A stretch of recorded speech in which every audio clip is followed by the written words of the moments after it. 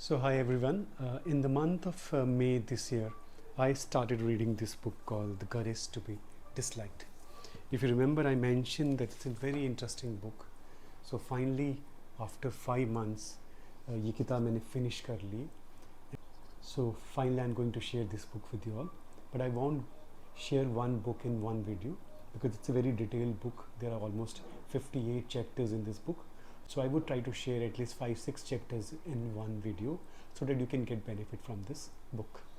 So सबसे पहला जो चैप्टर है वो इंट्रोडक्शन है. उसकी बात मैंने ऑलरेडी पहले की थी कि ये किताब ही बता रही किस तरह से लाइफ फ़िलासफ़ी के बारे में है. एक यंग बंदा है, वो एक फ़िलासफ़र के पास आता है और उनकी जो बातचीत होती है उसके अराउंड ये पूरी किताब लिखी गई है.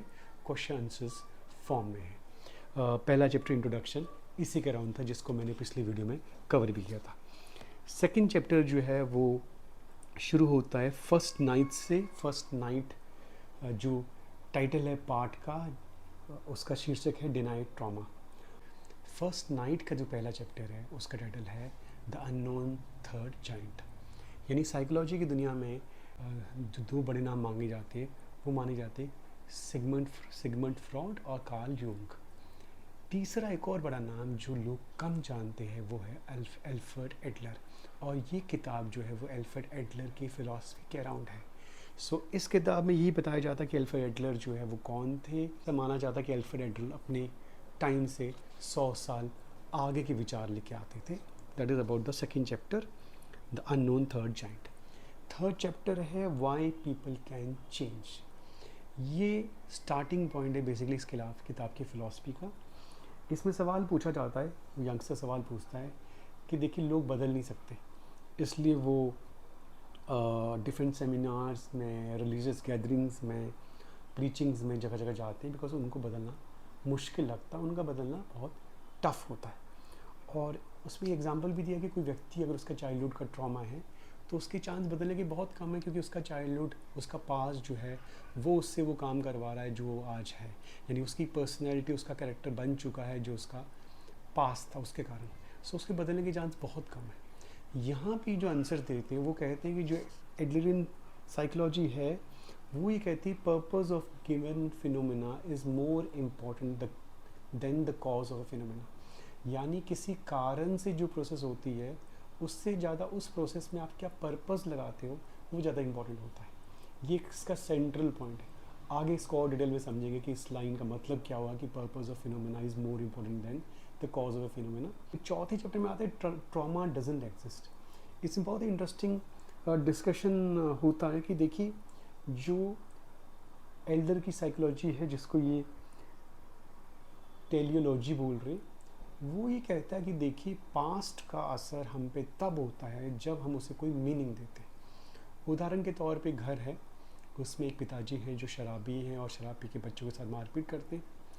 एक बेटा जो है वो इस बात से दुखी है, उसे बहुत प्रॉब्लम होती है और वो जैसे जैसे बड़ा होता है वो इस नफ़रत को, इस गुस्से को अपनी पर्सनैलिटी का हिस्सा मान के आगे बढ़ता है कि मेरे पिताजी शराबी हैं और वो हमें पीटते हैं.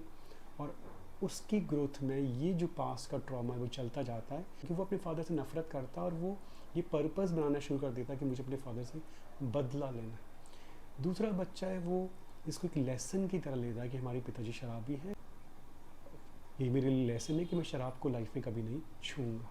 तो ये बताते हैं कि बहुत इंपॉर्टेंट है कि ट्रॉमा जो है उसको आप क्या मीनिंग देते हैं, आप उसे किस तरह से अपनी लाइफ में जोड़ते हैं, वो इम्पोर्टेंट होता है, ना कि सिर्फ ट्रॉमा होना.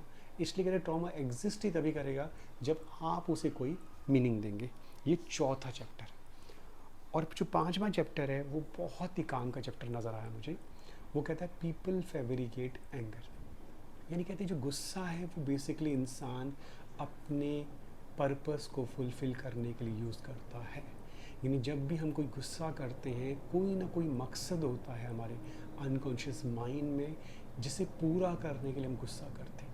और इंटरेस्टिंग एग्जांपल वो देखते हैं कि देखिए एक टेबल है, खाने का टाइम है, लेट्स से किसी पब्लिक प्लेस में किसी रेस्टोरेंट में खाना खाया जा रहा है और बच्चे से गिलास, पानी का गिलास गिर जाता है और उसके फादर गुस्से से उसे डांटते हैं, उस पर गुस्सा करते हैं. अब इमेजिन कीजिए कि सेम टाइम उसके बेटे की जगह उस व्यक्ति का बॉस या उनका कोई पड़ोसी है, ऐसा व्यक्ति जो उनसे ऊपर है, रिस्पेक्ट में या चाहे एज में, तो क्या वो उसी गुस्से से रिएक्ट करेंगे? आंसर हम जानते शायद ना होगा, क्योंकि जब वो बेटे पे गुस्सा कर रहे हैं तो वो बेटे को बेसिकली पर्पस बता रहे हैं कि देखो आपको कुछ आता नहीं है, आपको सीखने की ज़रूरत है, इसलिए वो गुस्सा कर रहे हैं, वो उसको बताना चाह रहे हैं, यू नीड टू लर्न। जब बॉस से पानी गिर रहा है तो वो कहेंगे कोई बात नहीं, क्यों? क्योंकि वो उस टाइम जो है गुस्से का यूज़ क्यों नहीं कर रहे हैं? सेम चीज़ की गई है, पानी दोनों टाइम गिरा है, बच्चे से गलती हुई, बॉस से भी गलती हुई, बॉस को उसने गुस्से में नहीं बोला, बिकॉज वो गुस्से का इस्तेमाल कहाँ कर रहे हैं? अपने बेटे को बताने के लिए कि I know more than you, you need to pay attention to small things. So बहुत इंटरेस्टिंग चैप्टर लगा, पीपल फेवरेट एंगर। इस तरह से टोटल 58 चैप्टर है। आई होप हर एक चैप्टर को के लेसन्स को आप पकड़ेंगे और आपका इंटरेस्ट बनेगा, तो आई वो डेफिनेटली से कि आप किताब को ज़रूर पढ़िए।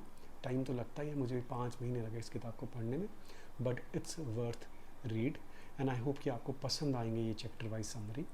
सो अगर आपको पसंद आ रहे तो please do like and subscribe and share with others. Thank you so much.